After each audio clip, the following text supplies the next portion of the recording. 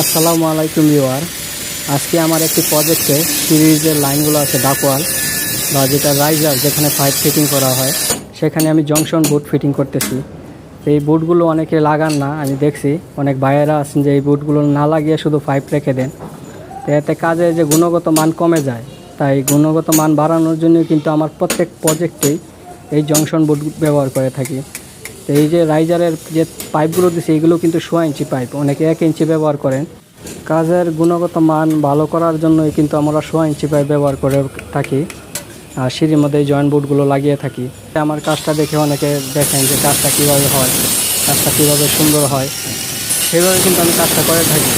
কাজ করতে গেলে অনেক 19-20 হবে, সেখানে আমি কিন্তু বোর্ডগুলো লেভেল করে পরে লাগাইতেছি। প্রত্যেকটা বোর্ড লেভেল করে নিছি, সলভ করে নিছি।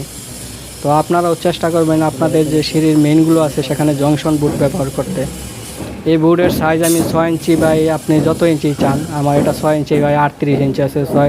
আপনাদের যে মাপ লাগবে সেই মাপে আপনারা দোকানে অর্ডার দিয়ে লাগাতে পারেন।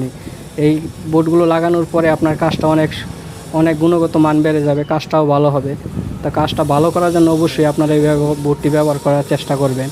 তো দেখেন, আমার ধারণা নিতে অবশ্যই আমার সাথে যোগাযোগ করতে পারেন, আর আমার ভিডিও দেখে অবশ্যই মতামত করতে পারেন আমার কাজ কেমন হয়। তো অবশ্যই আপনাদের মতামতের আশায় থাকবো। আমি সবসময় চেষ্টা করি কাজটা ভালো করার জন্য।